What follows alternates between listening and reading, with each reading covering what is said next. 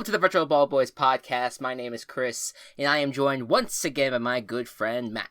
Hey Chris, what's your favorite kind of potato chip? And I mean specifically potato chip. Get the Doritos, the Fritos, the Cheetos all out of there. Don't let Marshawn Lynch influence you. What is your favorite type of just potato chip? Of pure potato chip, I would say barbecue. Although I like a sour cream and onion, but I'm a barbecue chip mainly. How about you? Did you know that sour cream and onion is the standard chip flavor in Ireland? No. If you ask for chips, because I went to a restaurant and got a sandwich and chips, it was sour cream and onion. You have to specify if you want regular. Do they call it regular over there, or is there? No, they just say chips. No, well I meant crisps rather. Crisps. So crisps is the term for like the American flavor. Yes. Regular chips. Interesting. Well, crisps is what they call the actual. The actual chip itself, because chips for them over there are like large fries. Oh, okay, I see. Yeah, I think it is called like standard or original flavor or something like that. But sour cream and onion is what you will get if you just ask for. That's crisps. so strange that it is. It's not the regular over there, but it's not the standard chip flavor over there. But they still refer to it as standard. It's so strange. Their chip brand is also called Tayto, Tayto. Oh, I like that. Yeah. I like that.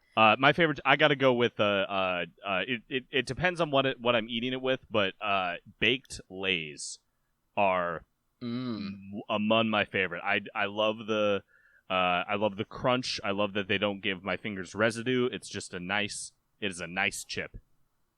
Yeah, I'm not a big chip person generally, like regular potato chip person, which I'm glad that you clarified not to include Doritos or anything like that, because literally I would probably take a Dorito or a Frito over a regular potato chip. No, we're just talking the potato. But the true to form potato chip, yeah, it's to me it has to have some sort of flavor and okay, so not just regular Lay's. I'm like, well, I could eat a regular Lay. Like, it's not like I'm appalled by the flavor, but it's like, all right, I don't need it, you know? It's like, to me, it doesn't pop like other chips out there. But that's just me. And leave us a comment down below. What your favorite chip is. Your favorite chip is. Specifically potato. Specifically of the potato variety. And Tostitos do not interact. Rate the podcast 5 stars, so that way to make sure that we see your answer, because otherwise we'll get lost. Anyways, welcome everyone to the Virtual Ball Boys podcast. End of week 5, another tumultuous week in the NFL as COVID has stricken the NFL. And a lot of rearranging went down between when we recorded and not. We ended up having the Broncos-Patriots game moved from Sunday to Monday, and then from Monday to Sunday this week to this week. We're going to be talking Broncos-Patriots again and picking that game again. And then we had Bills at Titans, which was scheduled for Sunday, got moved to Tuesday in a very strange move, but that's how COVID times NFL works. Yep. And we got a Tuesday scoregami, which will never happen again. Yes, there you go. And we also do not have a Thursday night football game this week. Nope. It has been moved to Monday at 5 p.m. That's just because the Bills were playing on Tuesday and they were scheduled to be on Thursday night football. Instead, we'll be playing on Monday night. So it's still a short week for the Bills, but not like play in 2 days short as it would have been if they kept the schedule the same. But good on the NFL for actually adjusting. They did a lot of rearranging. There's some games that are going to be played this week that were not scheduled last week but got put here. Like Jets and Dolphins was not at all. Was going to be that was going to be the weird Jets play Dolphins twice in a row thing. Yes. In November. Yeah, but now now we're going to be talking Jets Dolphins this week. So we got some strange ones. Some more surprise bye weeks. The Chargers weren't going to be on bye this week. Now they are. Oh, I didn't know that either. Yeah. There you go. Like eight teams had their schedules adjusted because of everything going on. Yeah. You know what? If they're going to make it work, then this is what they gotta do. They gotta be flexible. So and I think it is working. Thus far. As much as they can do, it's working. Yeah. Yeah, and we do have already a little bit of a COVID scare with the Atlanta Falcons going on right now. Mm-hmm. I don't know how big of a deal that is right now. A lot of people are talking about it, but they just know that one player has tested positive thus far. So we will keep tabs on that whole situation. So we're gonna go over the Week 5 slate, everything that we felt was important that we wanted to talk about. We also, of course, pick the Week 6 slate at the end of the show. We have last past weekend we did the Week 2 games for the VBBFL, so we will be doing our highlight reel in the middle of the show, and we also have a segment that we titled Zero to Hero, and we'll explain that a little bit more when we get there. But for now, let's go over week number 5. And the first game, there was a lot of great games this week, a lot of fun games to be played, but one game probably stood out the most, not only because it was a pretty good game overall, but was also a major injury story behind it. It was the New York Giants at Dallas Cowboys. The Giants came out pretty strong. We're up 2 scores before the Cowboys started to come back on them.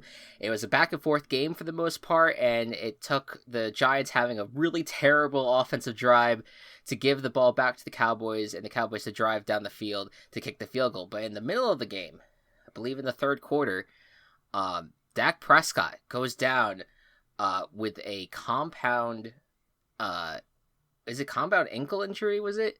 Something like that. Ankle fracture, which that, and this is just a general trigger warning for anyone who gets skeeved out by these things. Do not look up the play. His ankle goes at an angle that ankles are not meant to go. Yeah, these are when they talk about compound fractures, that's when like the bone goes places that it shouldn't, including outside the body. So it's not good. It's not a good situation. And Dak Prescott, the guy that was seeming like he was going to be this record-breaking quarterback this year, and was playing on the franchise tag, had a lot to prove, but has been really doing such an amazing job and really being the face of this offense, goes down in devastating fashion and is out for the year. And the good news, and I know that this is not like, I feel like maybe Cowboys fans might not think this is good news, but he's only out for the season. Because honestly, when you look at that kind of injury, that's an injury that you feel like could end up being a career ender. It's not, based off of all the prognosis and everything that has come out after the fact. It seems like he's going to be on good track. He's already had surgery on it.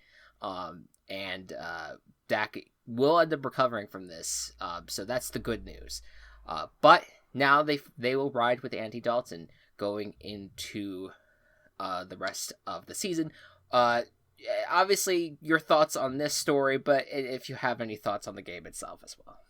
Yeah, they're lucky enough that they have a quarterback like Andy Dalton, who has been a starter before, has played in important games before, and will be able to help this team help this team at least stay relevant in this really, really bad division. Mm-hmm. However, one of the reasons why you had hope for the Cowboys is because of Dak and because of how good Dak was playing. And Andy Dalton, I don't think, is good enough to overcome the problems of this defense. Sure. 100%. So, good news that they at least have someone. I felt so bad for Dak, and I had trouble watching the replays. What? Yeah, just real quick. First of all, Fox. I've talked about this before. It's so ridiculous how this fucking league glorify. I'm kind of laughing, but it's really not funny. The fact how much this fucking league, glorifies injuries. It's amazing to me that they replay it a bunch of times. Fox News has its own Fox Sports has its own injury, replay, go to commercial music. It's like, dude, can we not? Like, it's not, you don't need to do this. We don't need to see the injury over and over again. We don't need, there's no reason for it. Absolutely none. The only thing I can think of is, for the Twitter doctors to go, to diagnose the kid. But, How about no? How about like I don't think that people want to see that shit over and over again. They like it's so obsessive. I do disagree with that. I do think that some people do want to like they want to know what happened. I guess people at home do not want to know what happened, and obviously we are both upset by this, but it's not a wide-reaching sentiment shared by us. No, the theme song and the constant replaying, maybe not needed, but that part, yeah, it's a little excessive. I hear what you're saying. I guess for me, it's just you want to see how you do want to see that, like, okay, he's hurt. And where did he get hurt? Okay, we see that he got hurt with his ankle. But I do think that part of what could help matters is if you had someone in the booth watching the replay themselves, and then the announcers doing the job of relaying that information to the audience, instead of having people who are watching the game. And I mean, this is, of course, trying to spin football in a more positive light, and it's not. I mean, football is a brutal game, and it is all these injuries kind of happen all the time. I think that there could be a better way of delivering this kind of stuff to an audience. And again, maybe this is also the appeal, and we're just a different kind of audience where we're just kind of skeeved out by the notion of it, and that's just me.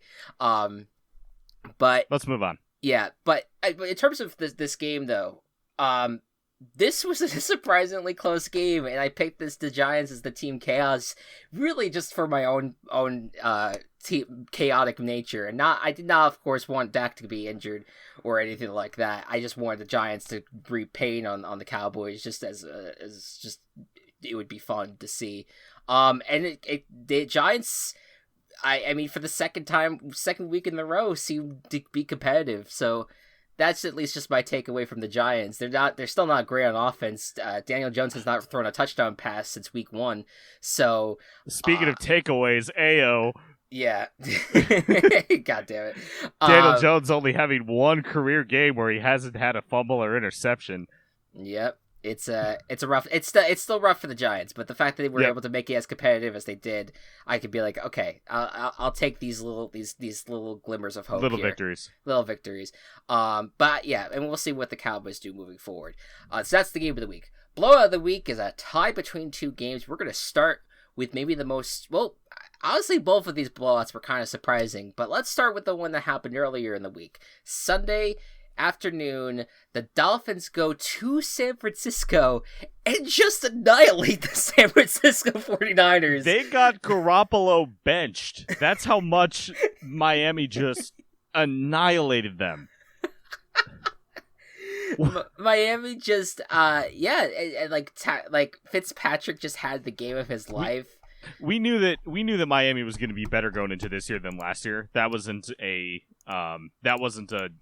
an argument that I think anyone was making. Sure. But they are much better than a lot of people gave them credit for, I should say, past tense. Yeah. Because they're playing really well, and I am legitimately worried about San Francisco now, losing to the Eagles and losing to the Dolphins now. And granted, I think the Dolphins are better than the Eagles, and this is less of a warning sign than the Eagles' loss was. But I am very worried about the 49ers.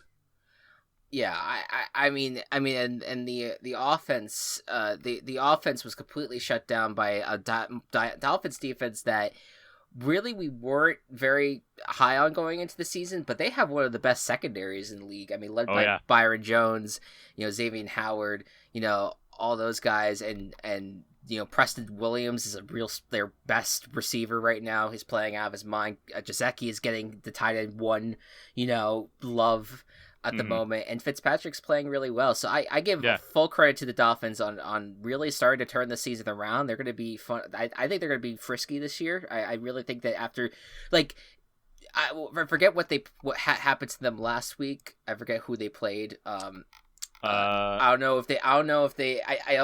forget if it was they did the Dolphins Jaguars. It was the Seahawks, and the Seahawks only won by 8 points. Yeah, so they've been competitive for like 3 weeks now. Yeah. So they're starting to get into a rhythm where they're not like winning like the huge games. Like I know this was probably considered maybe like a huge game in a sense because it was 49ers with Garoppolo, but still they did a good job. And yeah, I am too worried about the 49ers. I'm hoping to see. I think that but bottom line I think is Garoppolo's an issue, and that's gonna be we're gonna see maybe if it's a health thing or maybe he's just regressing completely. I also think losing Nick Bosa on the front lines of that defense is gonna be a factor for them. Absolutely, and it is gonna be hurting them. The other blowout was that Tuesday scoregami. The Bills at Titans. The Titans looked like a team that was just coming off of like. Basically, it looked like the Bills were the one coming off of the COVID catastrophe, and the Titans were the ones that were... Bills were starting to bills everything up. Yeah, the Titans were the ones that were coming in with the momentum. I mean, my goodness gracious, Ryan Tannehill cementing himself as one of the league's best quarterbacks. And Arthur Smith coming out as being one of the best play callers as well. You can... Since Tannehill took over Week 7 last year... You can look at his stats next to Mahomes' stats in the same amount of time, and it is impossible to tell whose is whose. Oh, that's wild.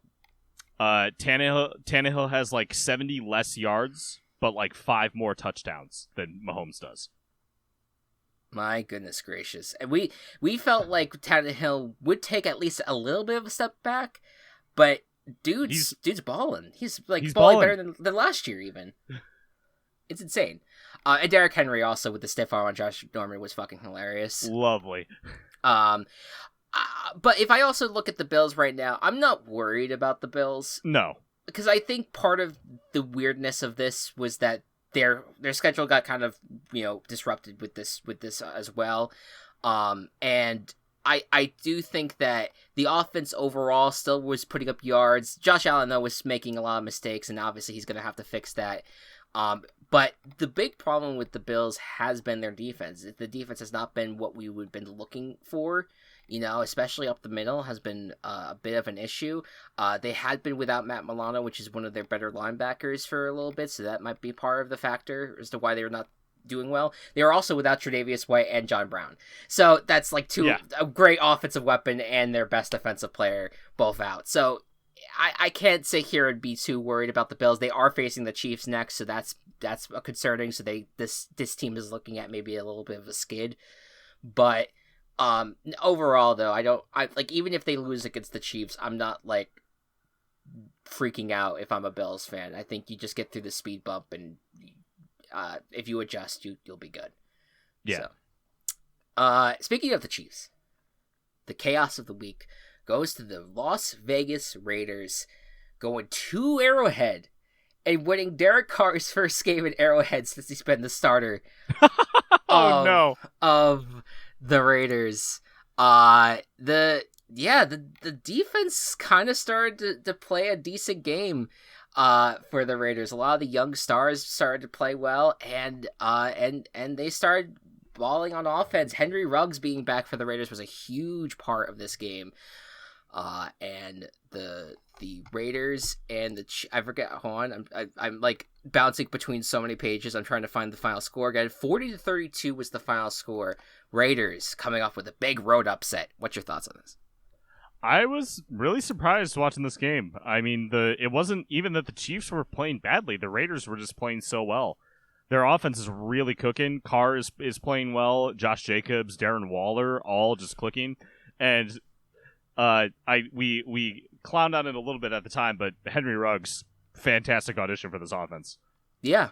No, yeah, he's by and large, like, everyone thought that this team was going to go with the Jerry Jeudy or the CeeDee Lamb, and when they picked Ruggs, it was kind of one of those, like, okay. I mean, I think they're just picking him because he's fast, right?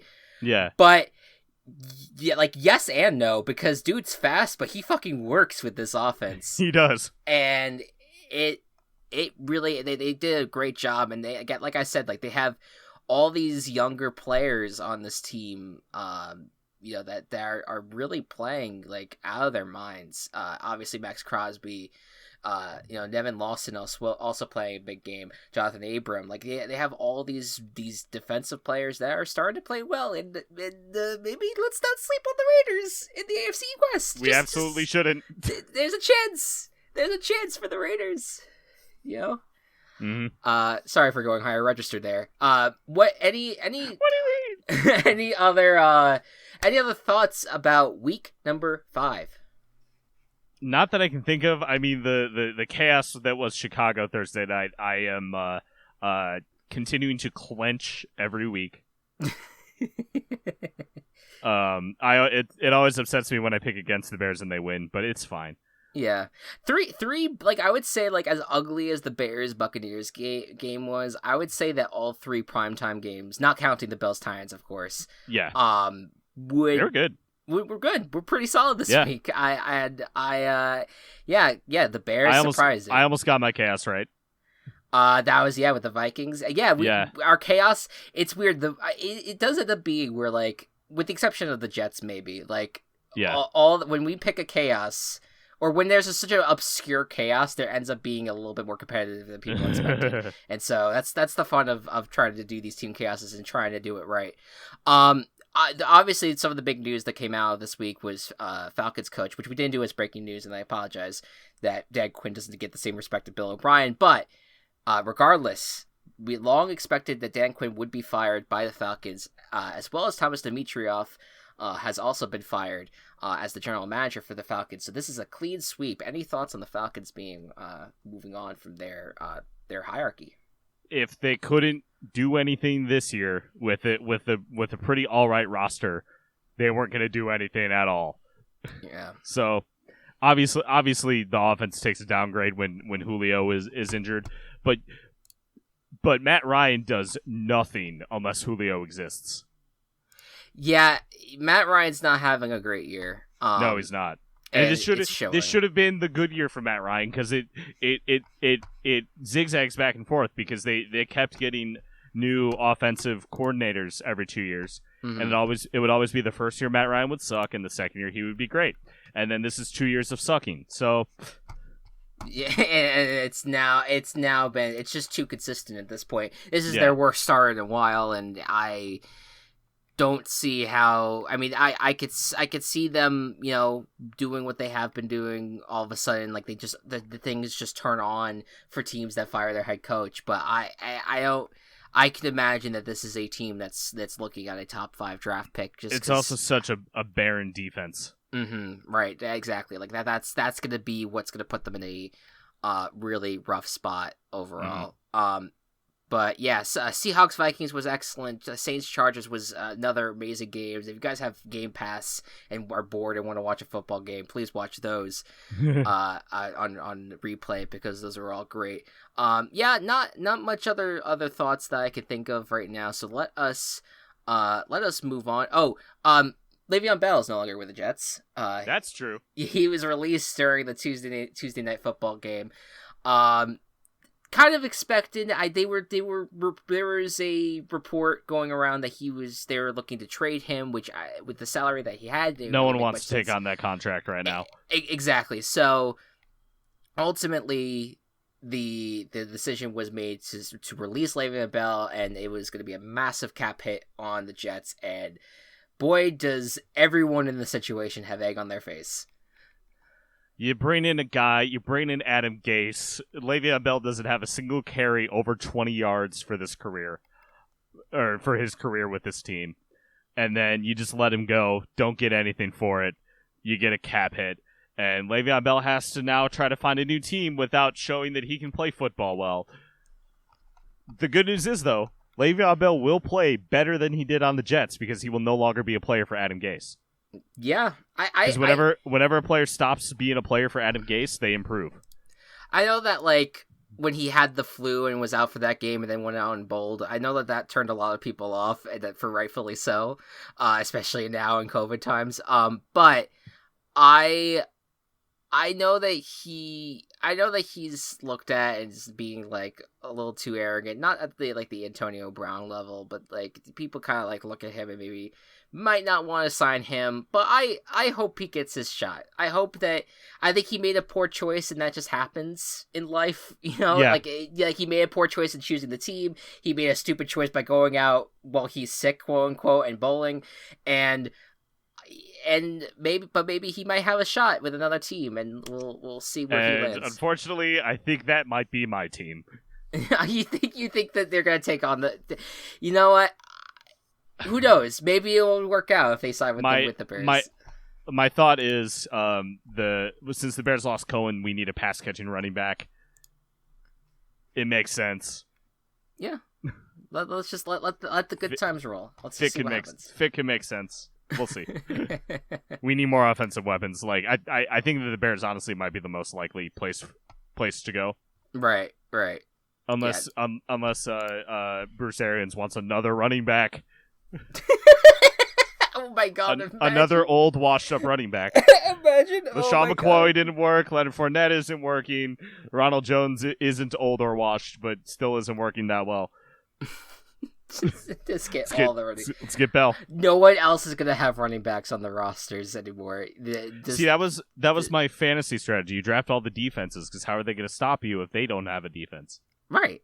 Exactly. that works. That works out. That is great logic. and can't have any holes in it whatsoever. All right. What do you mean? I can only start one defense. Moving on. Before we get to the VBBFL recap, we're gonna do a segment now.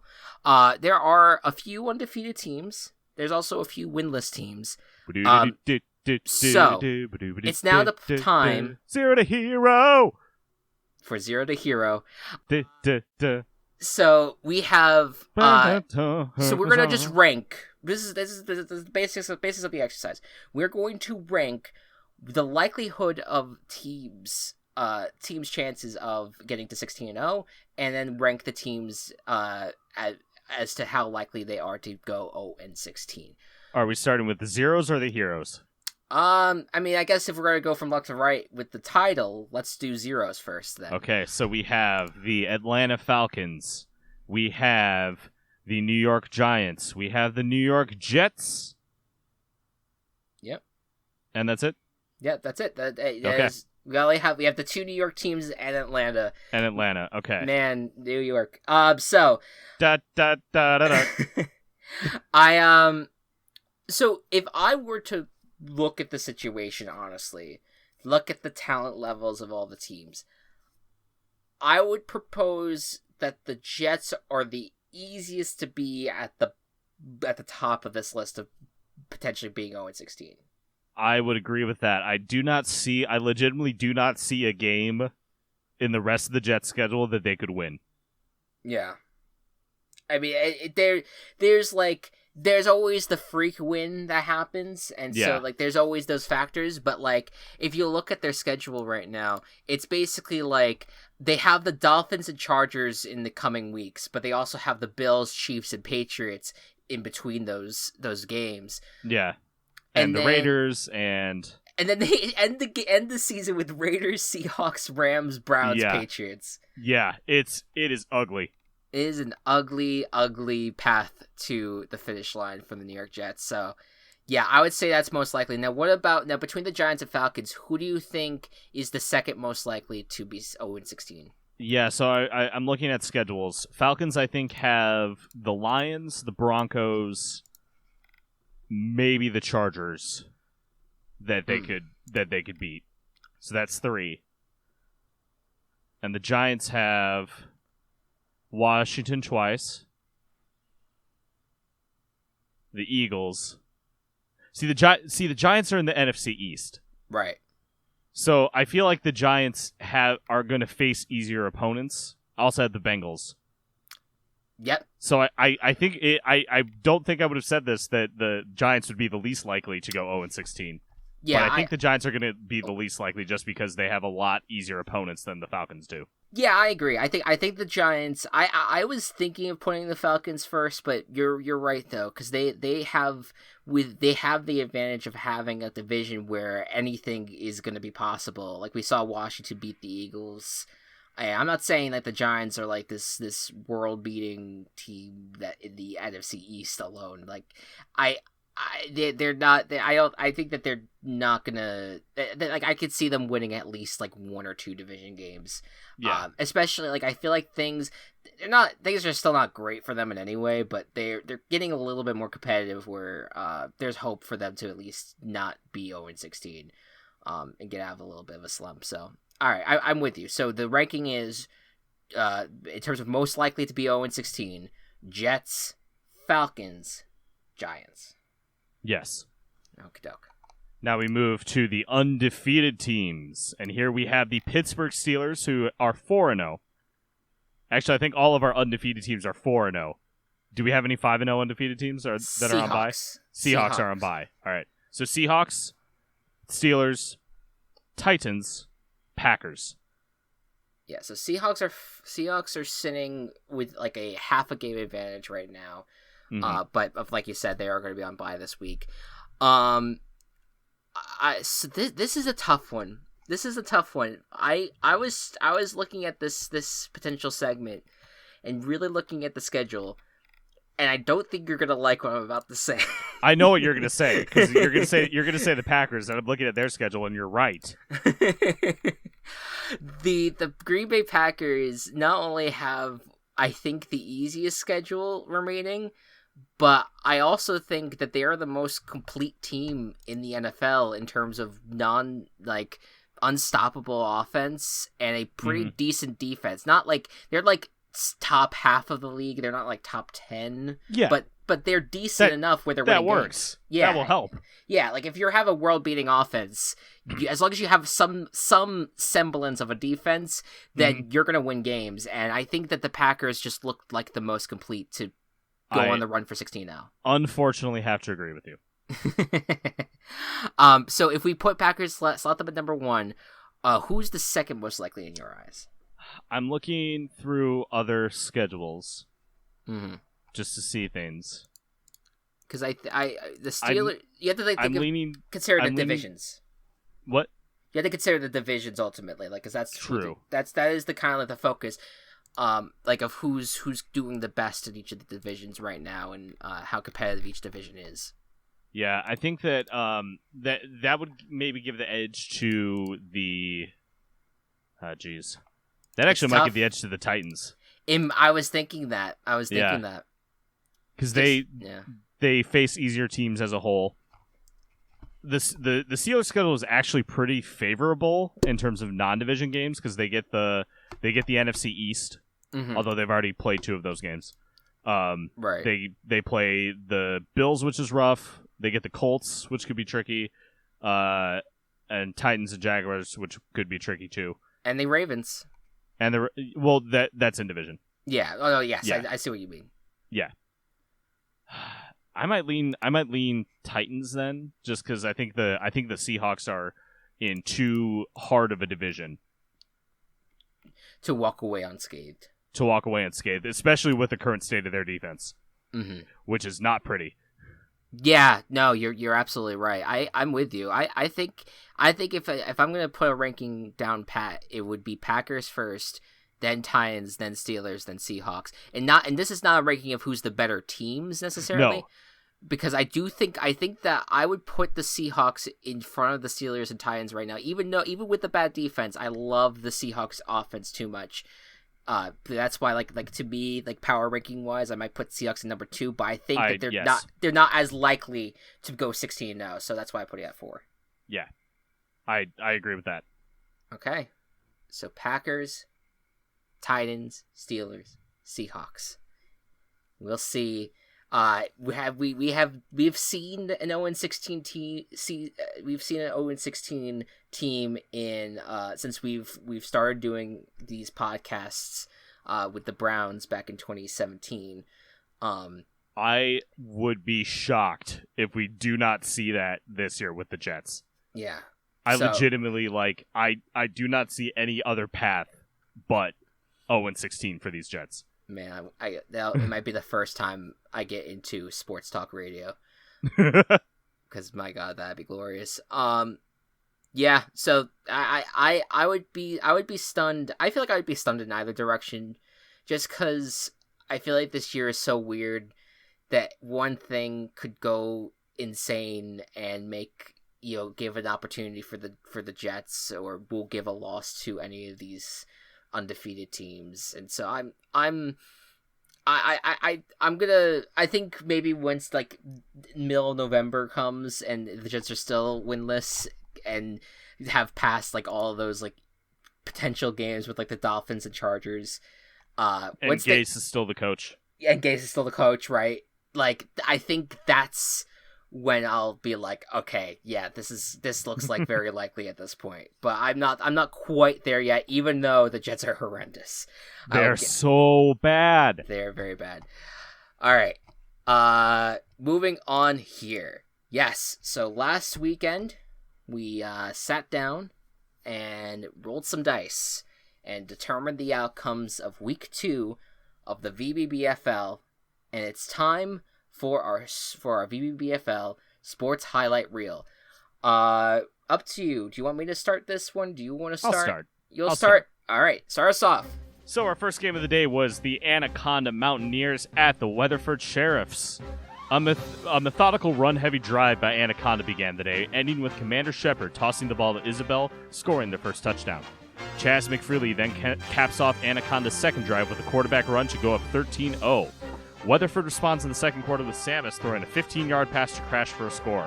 A beautiful block by Zargo opens up a scoring play by Lydia, but the 2-point conversion fails. Singed caps off the first half with a wide-open run into the end zone. Anaconda leads the half 19-14. Start of the third, Anaconda's Yoshi catches the ball with his tongue, which counted as a touchdown, but will likely receive a fine for being a second-time offender. Down by 11 points, Wrecking Ball takes the field on offense for Weatherford and rolls 80 yards for the touchdown, with Gengar scoring the 2-point conversion. Jigglypuff pops to end the third. In the fourth, Weatherford captures the lead with a trick play that ends with Tracer throwing 30 yards to Lucio for the touchdown. Anaconda gets the lead back with Yoshi catch and a flutter jump into the end zone, followed by a McFreely 2-point conversion. But on the final drive, Weatherford gets the victory when Singed intimidates the Mountaineers into leaving the field, walking in for the touchdown. Final score, Weatherford wins 35-33. Next up, the East Chicago Blacksmiths at Perth Amboy Privateers. Perth Amboy strikes first with an Octodad waddle into the end zone. They score again on a wild throw by the Prince of Cosmos to Undine, making it 13-0. The Blacksmiths strike in the second quarter as Sable's Quills receive Robin's throw after East Chicago's Toad literally gives Perth Amboy's Bowser the football to ends the first half 13-16 or 13-6. Sly Cooper scores to start the third with an elusive running touchdown on a direct snap. After the Blacksmith Sakura steps on the Prince to get the ball back, Leon Kawada runs 30 yards, then throws it to the ball hawk pit for the touchdown. Waddle Dee gets the 2-point conversion to make it 20-14 Privateers. Corin of the East Chicago Blacksmiths gets injured, which Kirby uses to his advantage by sucking up his power, turning into a dragon, and scoring a touchdown to end the Blacksmiths' hopes of coming back. The final score, Perth Amboy 27-21. Next up, we have the Escondido Artisans at the Phoenix City Phoenixes. It's another day the Phoenixes want to forget. Escondido starts out with a phone guy reception, who catches the ball with the phone part of his body.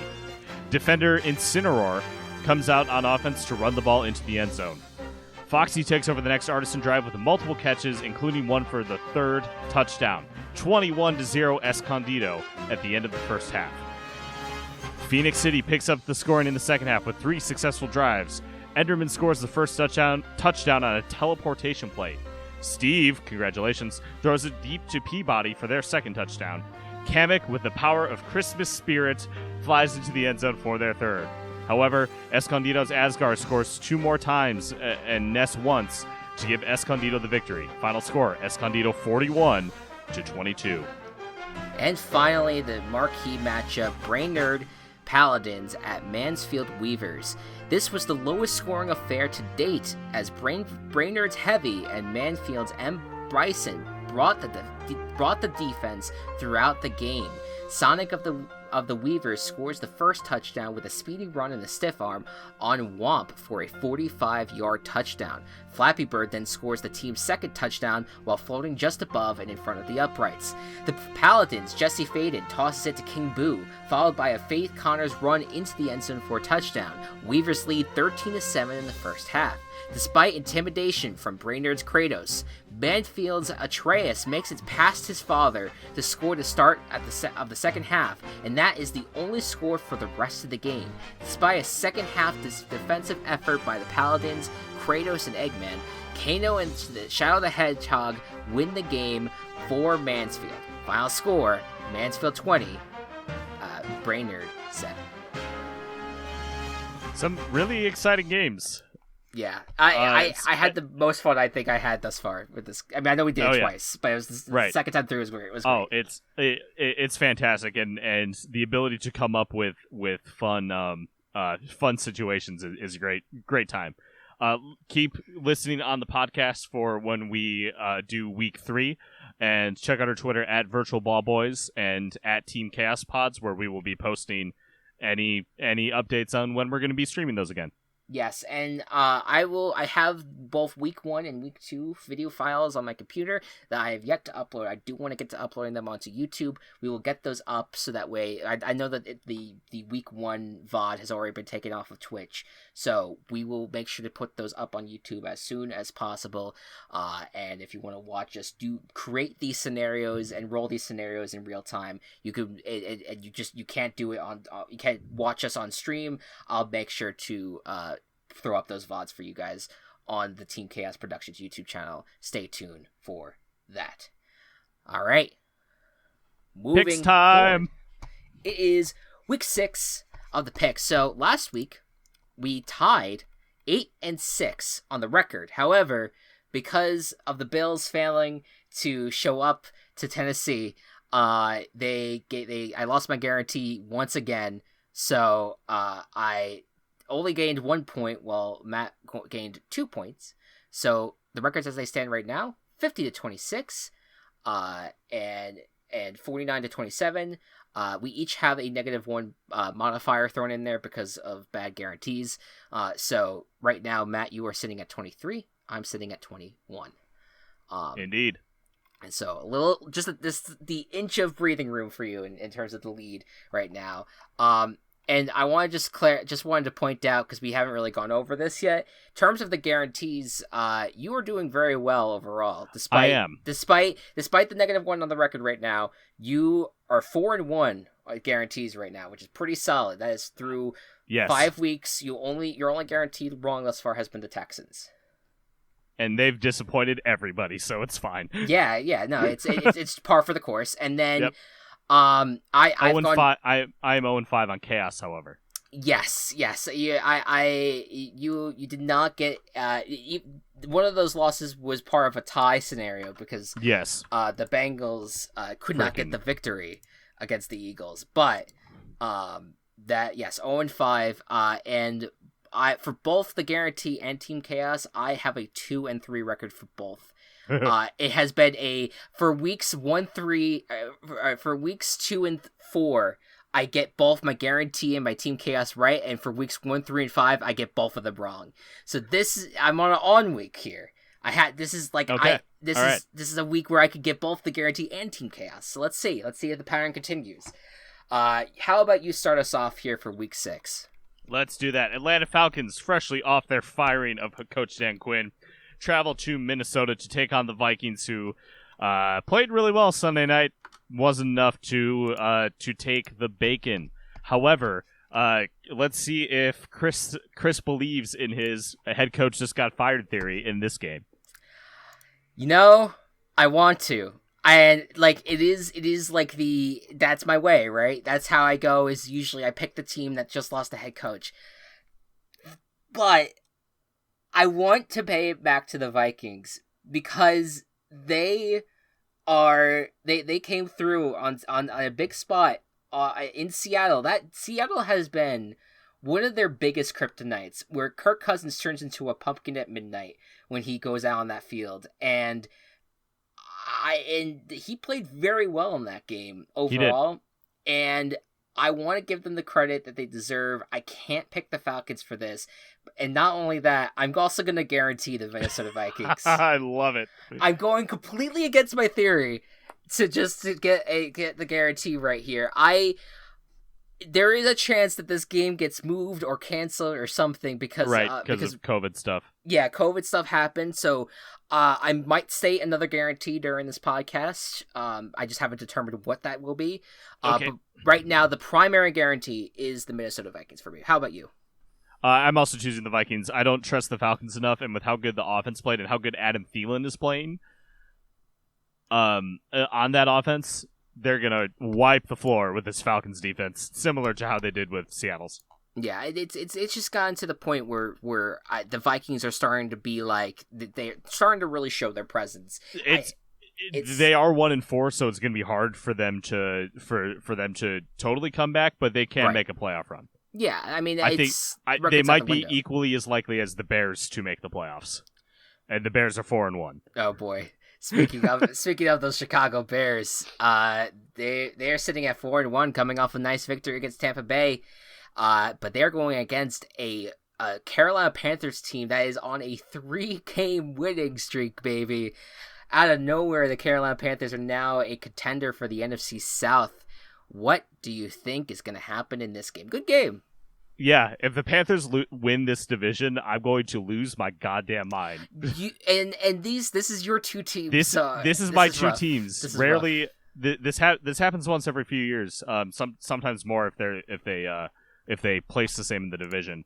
And I obviously root for the Bears, but I feel okay if the Panthers win. You know? Yeah. I think in this matchup with Carolina. Let me check their schedule. Their wins were against teams with defenses, mainly the minus the Chargers. But they're still trying to figure things out. Sure. But Cardinals, Falcons, very mad defenses. Yeah. Mad to atrocious. So I think as much as if I wasn't a Bears fan, I wouldn't be thinking this, but the Bears still have a really great defense. Yeah. And not to discount what the Panthers are doing at all, because I love what they're doing, but I think I need to see them do well against a better defense in order for me to totally go in on them in this matchup. Yeah. In this type of matchup. So I'm gonna go with the Bears, but It is more of a toss-up than it should be.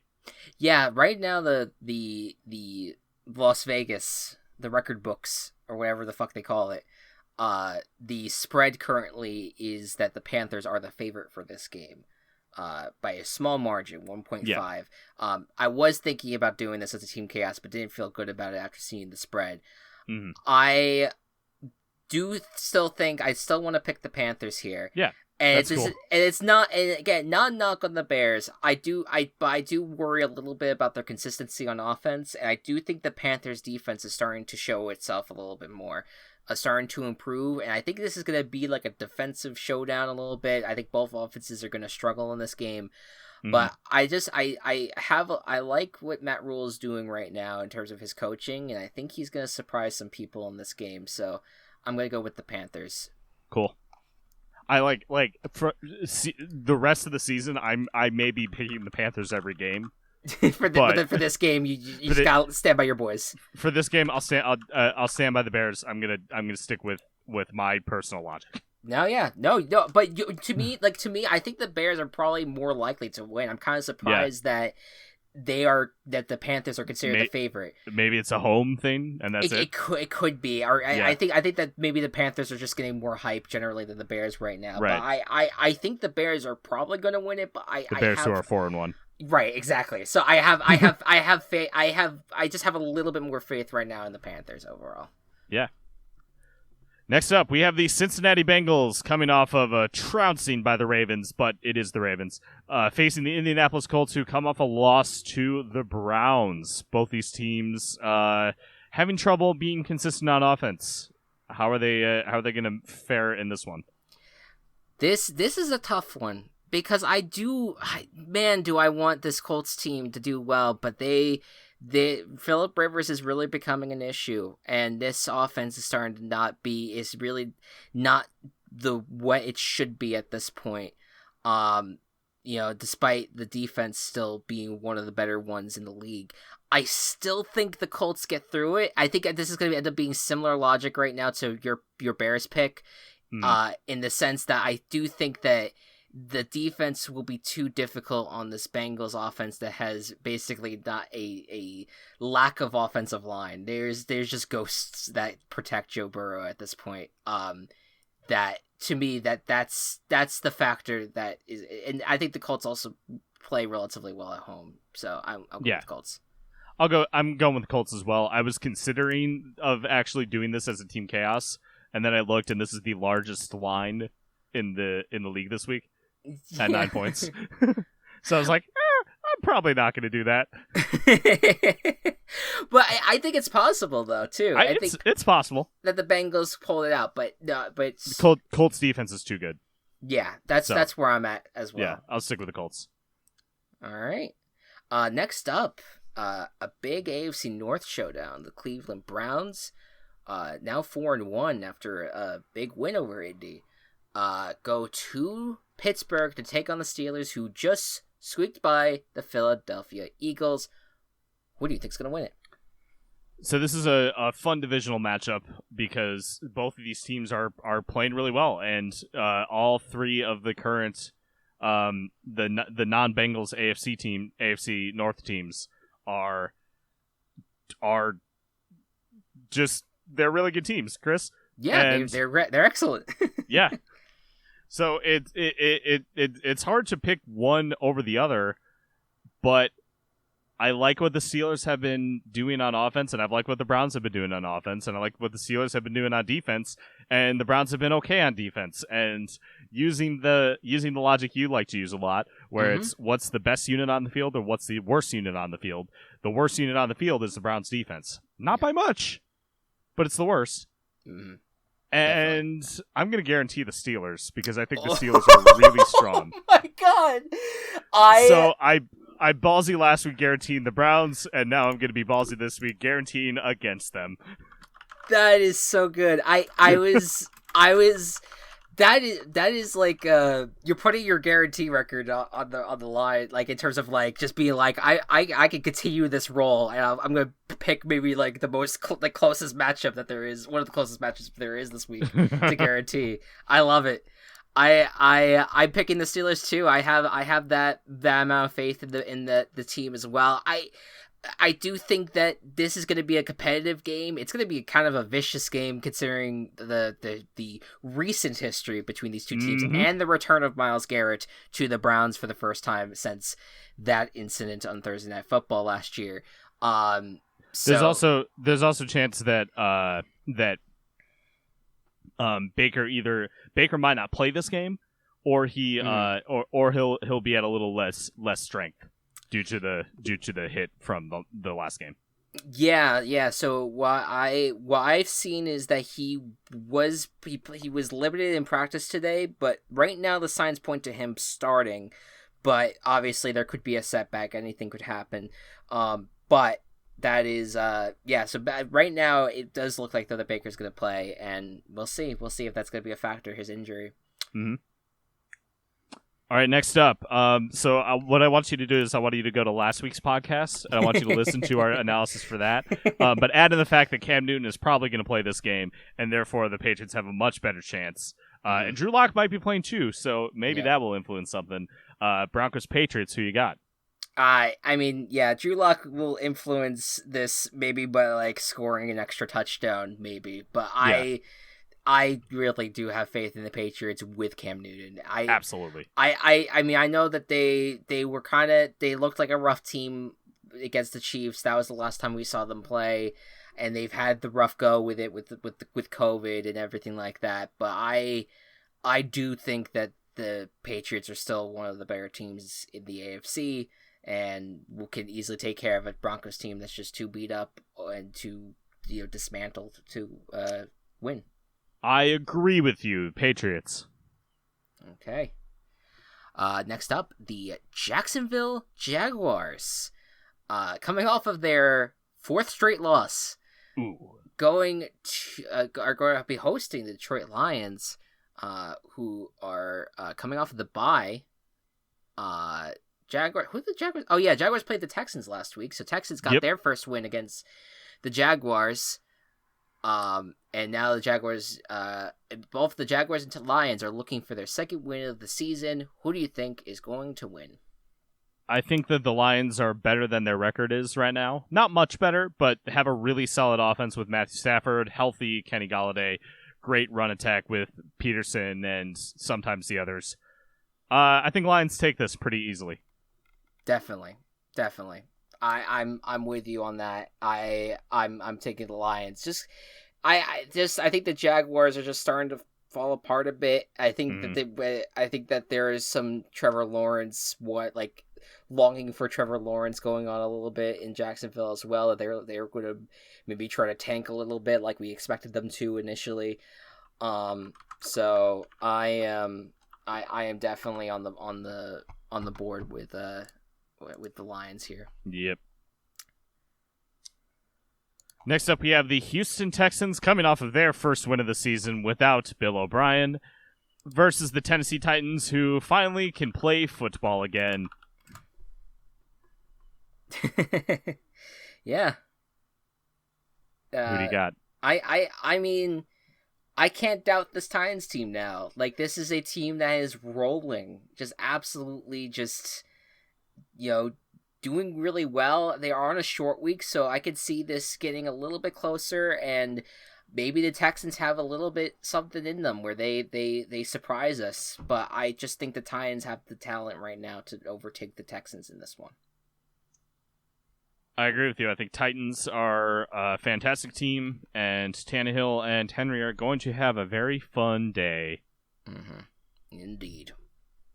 Next up, the Washington football team will be going to New York to take on the Giants. Washington, of course, coming off of that a blowout loss to the Rams. Giants coming off of the close loss to the Cowboys. Both teams going on a train to Neverland, or whatever the hell the Peter Pan thing is. Is that Neverland? It is Neverland, yes. But they usually either fly there. They don't use trains or ships. Oh, you picked the one mode of transportation that they don't use. Daniel Jones and Kyle Allen will fly hand in hand into Neverland. What do you got for this? So we were talking earlier about how teams who are undefeated or unwinned, which one of them would have the least would be the least likely to go 0-16, and then we said it was the Giants and I especially said it was the Giants because I think they're going to win this game with how good their defense is, and with Washington not really having an offensive identity right now with the quarterback situation. I'm going with the Giants.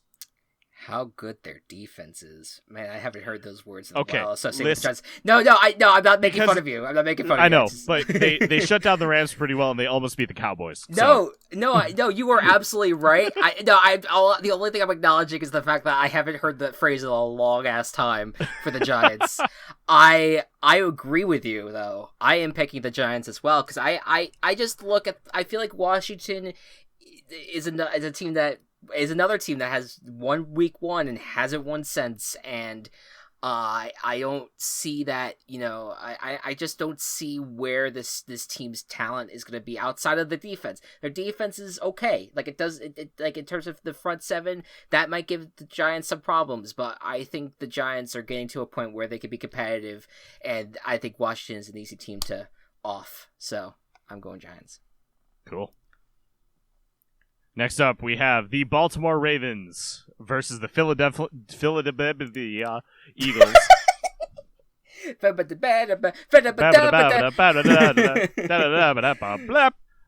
is the battle of two bird teams at very different spots in their division, kind of on the Upper East Coast.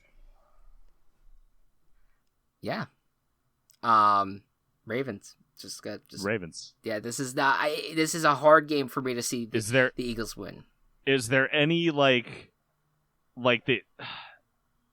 Are the Eagles down to one starting lineman? I don't know where they're at injury wise, but it's close. It's close. They had who was the wide receiver this week that like kicked ass for the Eagles? I'm gonna forget his name. Fuck, what was his name? It started with an L. I'm gonna look. We're gonna scramble to the box score real quick to remember. I can open fantasy because he became relevant. Travis Fulgham. That yes. Fulgham. I'm pretty sure it's how you pronounce it. Fulgham. No, so that's the one that was the guy that kicked ass in that game. Yep. But that was basically him and Greg Ward, Ward is indestructible compared to everyone else on that team. But now, actually, I'm gonna check right now. I didn't bid on him, but I did bid on Chase Claypool, so I want to see if I got him on my team. There's your Steelers grab. No, I'm going Ravens. Are you going Ravens? I am also going Ravens. I did get Chase Claypool. Nice. Congratulations. Which is great. Get a good wide receiver too. Yeah. There you go. New York Jets. There's the New York Jets. There they are. A mold on this pigskin pick'em website right now. Versus the Miami Dolphins. So once again, Darnold's going to be out. Joe Flacco is going to be starting. I feel like that is just a storyline that we are forgetting about. All that's also happening with the Jets, that their quarterback is not even playing right now. And the Dolphins coming off a big freaking win against the 49ers. I am scared to see what this team does to the New York Jets. Is there any bone within you that is going to want to pick this Jets team? I will also mention that also on waivers, I did pick up the Dolphins defense. Okay, so that says everything right there, huh? Yeah. So yeah, the Dolphins are actually a good team, and I was hoping to be like, ooh, you know what? I'm gonna take the Dolphins this week as my team chaos. Whoever they're facing, they're probably gonna be not favored. I'm gonna say they're gonna be surprising, and then it's the Jets, and it's it ruins that whole scenario for you. Ruins that that fever dream. There you go. I'm with you. I'm going Dolphins. I can't really. There's really nothing there that I can say for hope for the Jets here. And plus Miami's just forget it. Once you go down to the Miami, you don't come back. Nope. It's scary. I think the Seahawks. I think their defense was lost in orbit. That's why they were so bad on Sunday night. But yeah, there you go. Okay, next up is the Green Bay Packers at the Tampa Bay Buccaneers, the Battle of the Bay teams. Yeah, buddy. What? Did you say something? No, I said, yeah, buddy. Oh, okay. That was just a little explanation about how much I love those Bays. Battle of the Bay teams, former division rivals. The battle of Brett Favre wearing a Tampa Bay shirt or whatever the fuck happened that week one. Who do you got? All right. Well, I hope this time. This is the only time I'm gonna make this joke because the memes kind of died out. But I hope that Tom Brady knows his downs this time against this team. I'm going Packers. I just think that this is the team I'm highest on right now. I'm loving everything that I'm seeing. They're coming off of a bye. It's a little bit of a recipe for a disaster for this team and for the Buccaneers. So, Packers. This was going to be my team chaos if the Buccaneers had good receiver health, but Chris Godwin's just going to be coming back, and Mike Evans is dealing with a hamstring thing, so I didn't want to go for it. Sure. Didn't want to pull the trigger. So I'll go with the Packers, but I almost went with Tampa Bay for my team chaos. It's tight, you know, Brady versus Rodgers. I mean, that's a game, that's a matchup we always love the idea of seeing because we rarely saw it because they were in different conferences. Yeah. And so I could see this game being close, but I think Packers take care of business here. All right. Next up, the Los Angeles Rams at San Francisco 49ers. The Rams, coming off a nice win again. They're probably the sneakiest, kick-ass team right now, and sitting at 4-1. The 49ers coming off a brutal loss to the to the Dolphins. So what do you think is going to happen in this NFC West showdown? It feels so bad for the 49ers, and I they're not at a point right now where I can trust them, and I think that let's see. I think that if the 49ers played better this week, I still might have picked the Rams. Yeah. So I'm going to continue to pick the Rams. Yeah, no, I there's no, like, I feel bad. Like, I feel like Kyle Shanahan is this great coach, and he's been able to overcome injury before and compete, but it's not looking great right now, and there's a lot of questions about the quarterback position. So we'll see. I am taking the Rams. I think this team is one of the most balanced teams that we are not talking about on both the offensive side of the ball and defensive side of the ball. I really like the Rams now. They've found their identity. So again. we'll see if they keep on rolling in this game. It's amazing what happens when you have healthy running back. Yes, indeed. Yes, indeed. Next up, the Kansas City Chiefs, coming off of their first loss since November of last year, take on the Buffalo... What? I said, no, I just said damn. That's just amazing. Take on the Buffalo Bills, who got their first loss of the season last night as of recording this. Mm-hmm. How's this matchup going to go? This is probably the marquee game of the week, I guess, if you want to consider it that. I mean, there's also, obviously Packers-Bucks is going to be a big game.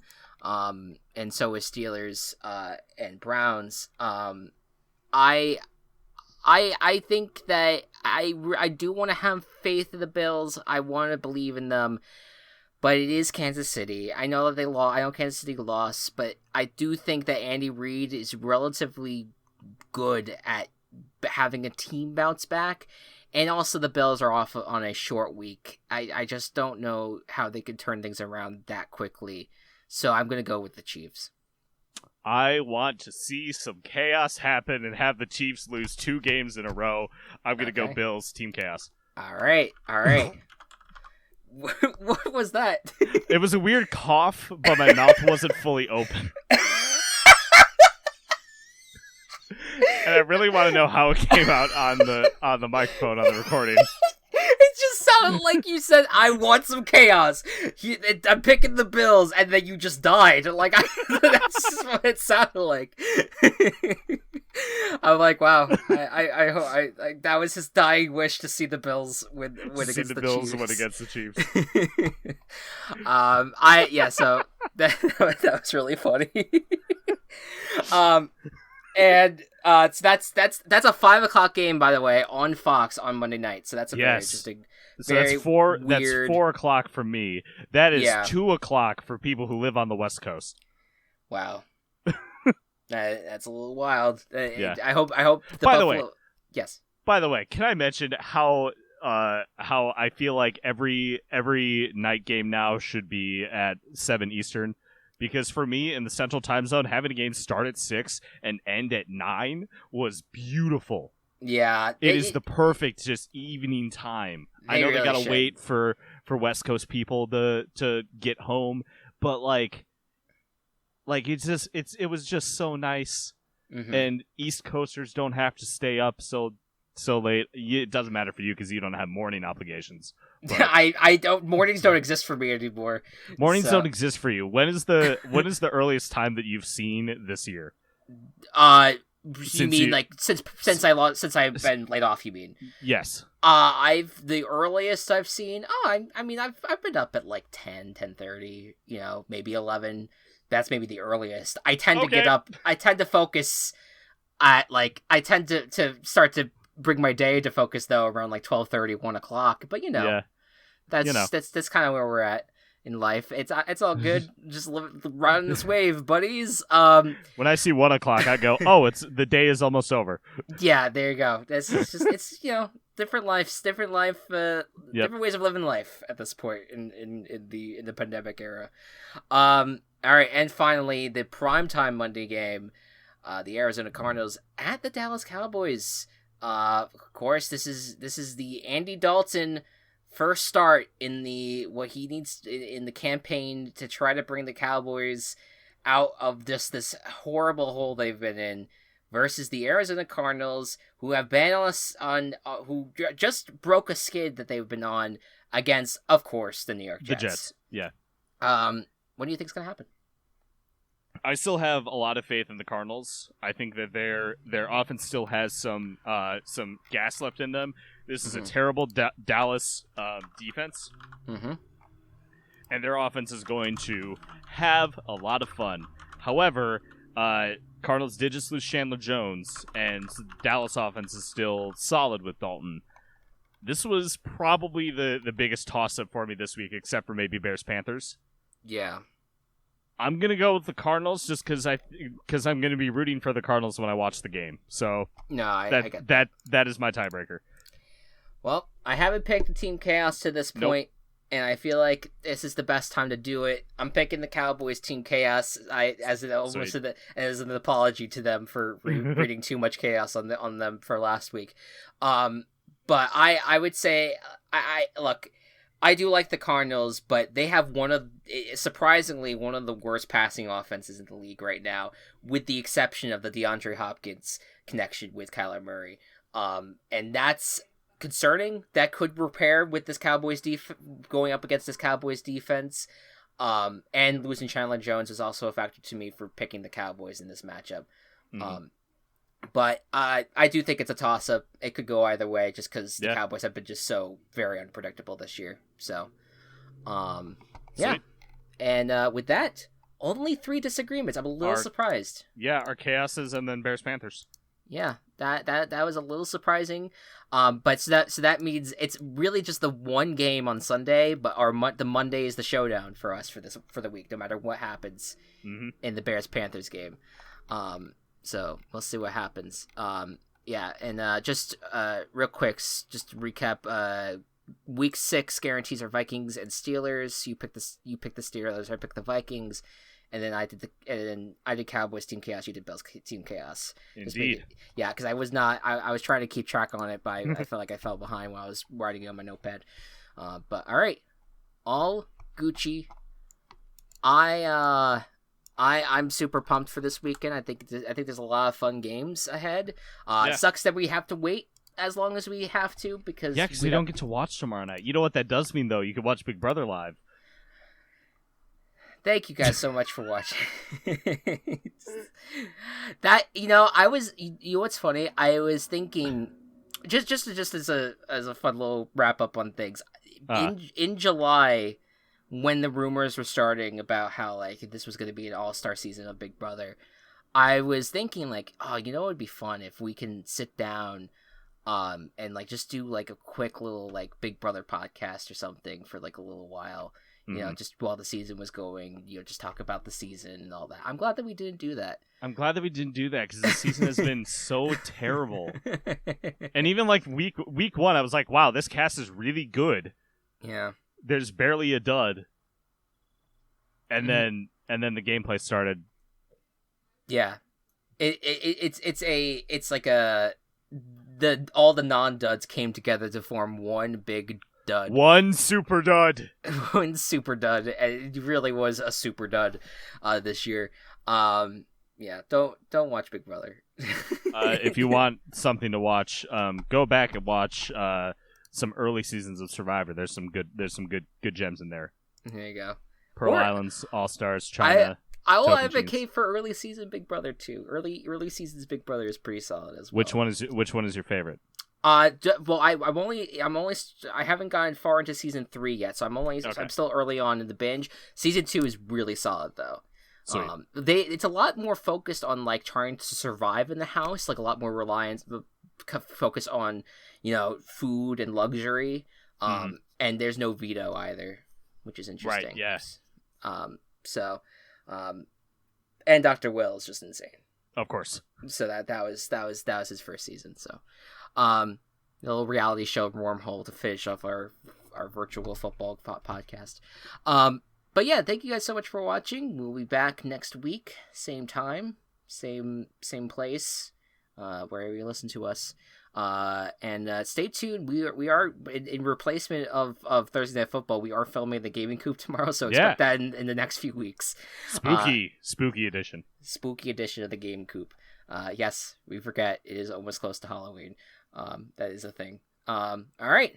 Thank you all so much for listening, and we will see you next week. Good night and good ball. Virtual Ball Boys has been brought to you by Team Chaos Productions. Find us on Twitter at Virtual Ball Boys and find more of our work at Team Chaos Pods.